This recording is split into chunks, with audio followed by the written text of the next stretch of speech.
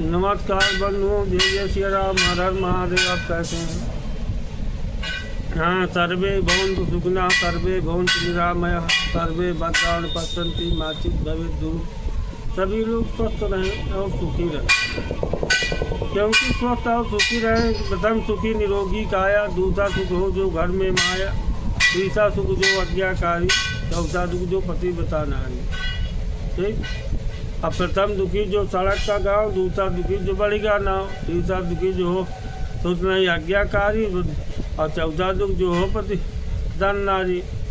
तो दुख का और सुख का कारण पूर्व संचित कर्म ही दुख और सुख का कारण। इसलिए सुखी रहने के लिए मनुष्य को क्या करना चाहिए? भाग्य और कर्म के अधीन रहकर उन्हें कर्म को भोगना चाहिए। चलो, उनके अनुसार कर्मों व फलों को भोगना चाहिए। यही कभी करा ले, फायदे में रही हो। ठीक। इन बधा हुआ रथों के देश के कारण है तो बना हुआ है। इन दोषों का अच्छा प्रभाव पड़ेगा और जीवन में घटने वाली घटनाएं बहुत सारे तंदूर में करें। इसलिए इनको सुधारने के लिए बहुत सारी चीज़ों का रसों का उपयोग करते हुए इनके सुखों को जानने के लिए बहुत सारे सुखों को किया जाए।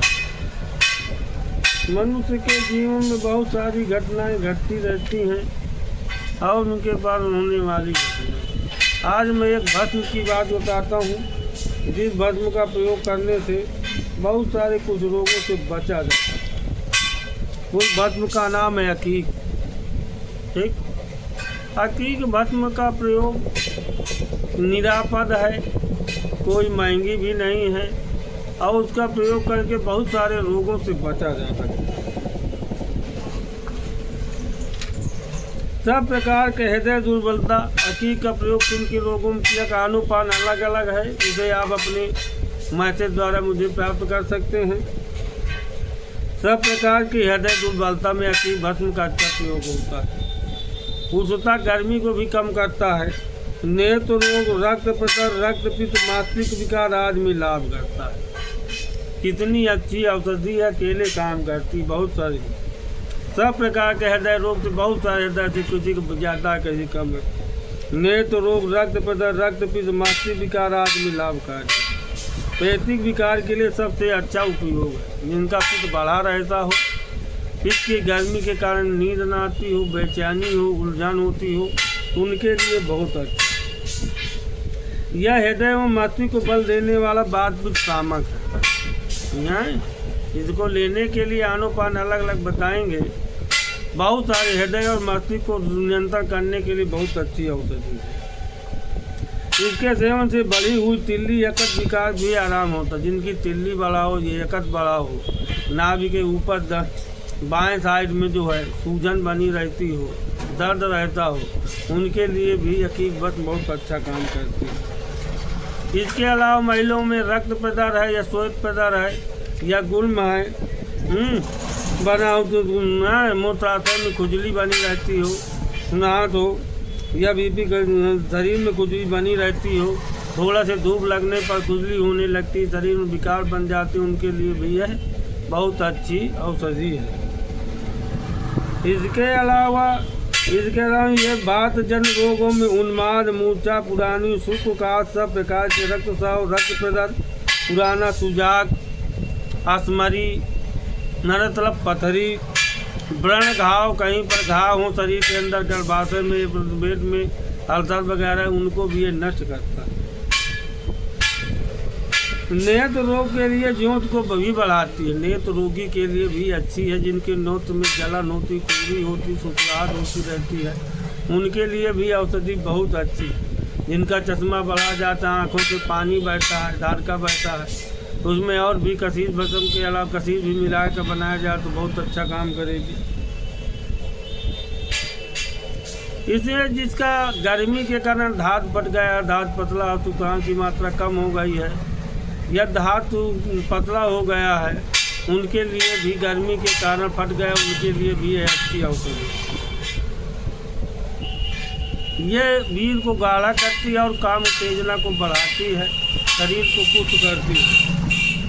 विभिन्न आनुपान के द्वारा अनेक रोगों को नष्ट करती है। ठीक, विभिन्न आनुपान के द्वारा लिया जाए तो बहुत सारे रोगों को नष्ट करती है।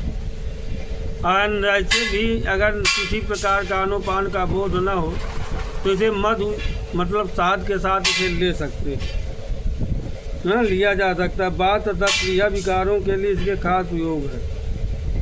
यदि कफ के साथ ब्लड निकल रहा हो या मलमूत्र से खून जा रहा हो तो उनके लिए भी कसीस अच्छा काम करती है। बंद करने के लिए अगर बोल बद्ध लगा दिया जाए या सूत से कर तो उनसे भी इसका प्रभाव 2 गुना बढ़ जाता है।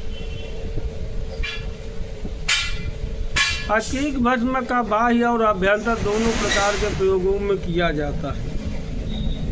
सबसे मुख्य हृदय रोग के लिए और पित्त की गर्मी के लिए शांत करने के लिए ज़्यादा इसका प्रयोग किया जाता है।